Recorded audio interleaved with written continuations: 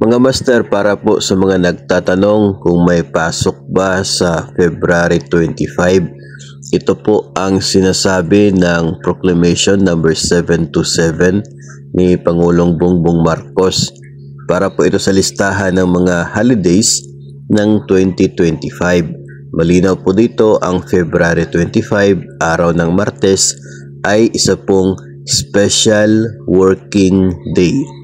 Kahit po ito ay EDSA People Power Revolution Anniversary, tinagurian po itong Special Working Day dito po sa proclamation ng Pangulo.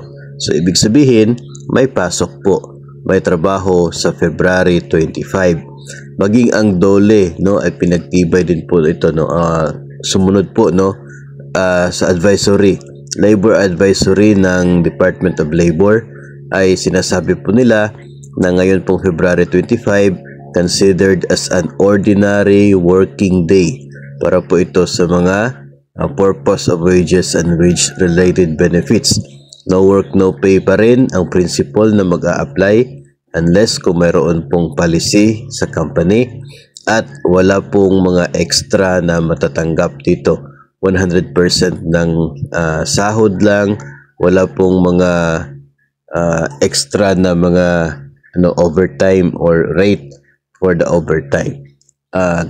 The same pa rin yung rate ng overtime para po doon sa private. So, ganoon nga, para din po siyang isang regular lamang na araw, may pasok. Kung sino po yung hindi papasok, ay mag-a-apply ng leave kung mayroon pong leave. So, yun po ang senaryo na mangyayari ngayon pong February 25. Bagamat meron pong celebration, ito po yung EDSA People Power Anniversary, pero ito po ay regular lamang na araw at mayroong pasok ng mga kawani ng gobyerno sa private man at sa public.